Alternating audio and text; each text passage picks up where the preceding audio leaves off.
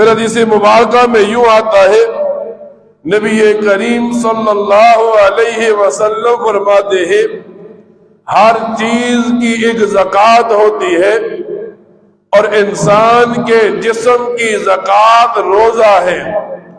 جیسے ہم مال سے زکوٰۃ نکال کر مال کو پاک کرتے ہیں، ویسے ہم روزہ رکھ کر ہم اپنے جسم کو پاک کر لیتے ہیں۔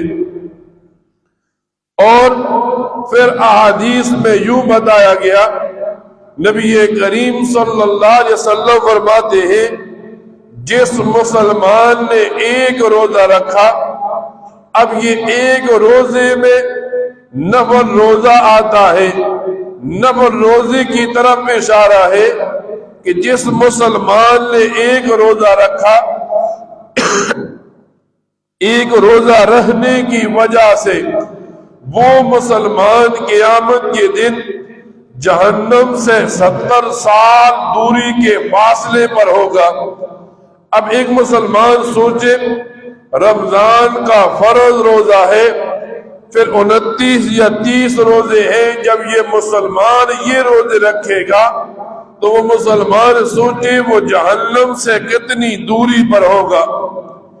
ایک مسلمان کو بتایا گیا نوم الصائم عبادت، کہ جب روزے دار سو جاتا ہے، روزے دار کا سونا بھی عبادت بن جاتی ہے۔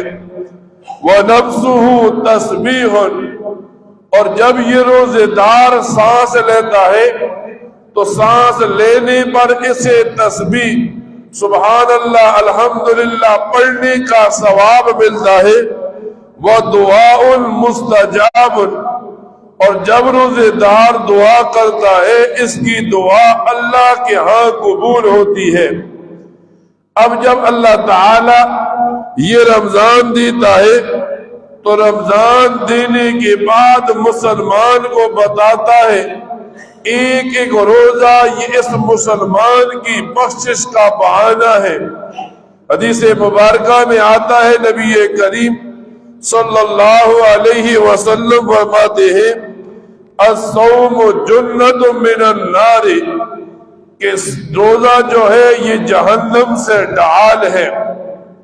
اب ایک مسلمان رمضان پاتا ہے، رمضان کا مہینہ شروع ہوتا ہے، تو رمضان کے مہینے میں احادیث مبارکہ میں یوں ہوتا ہے شیاطین کو باندھ دیا جاتا ہے۔ کسی لکھنے والے نے کیا خوب لکھا کہ اللہ تعالی رمضان بھیج کر ایک مسلمان کو اطلاع دینا چاہتا ہے ہر گناہ شیطان نہیں کرواتا، بلکہ رمضان میں شیطان بندہ ہوتا ہے پھر بھی مسلمان گناہ کرتا ہے۔ نبی کریم صلی اللہ علیہ وسلم فرماتے ہیں ان اللہ تعالی فرض علیکم صیامہ وسنت علیکم قیامہ، کہ اللہ تعالی نے تم پر دن کا روزہ فرض کیا اور میں نبی کریم صلی اللہ علیہ وسلم نے تمہارے لیے رات کا قیام یعنی تراویح کا سنت جاری کیا۔ اور رمضان آیا، رمضان میں مسلمان سے 2 تقاضے ہیں، رات کو 20 رکعت تراویح پڑھے، دن کو روزہ رکھے، یہ اللہ اور اللہ کے رسول کا بتایا ہوا حکم ہے۔ لیکن جیسے ہی رمضان آتا ہے شیاطین کو تو باندھ دیا جاتا ہے، لیکن شیاطین کے پیروکار کھڑے ہو جاتے ہیں نمازیوں کی نماز خراب کرنے کے لیے، روزے داروں کا روزہ خراب کرنے کے لیے۔ ہر مسجد میں ایک آدمی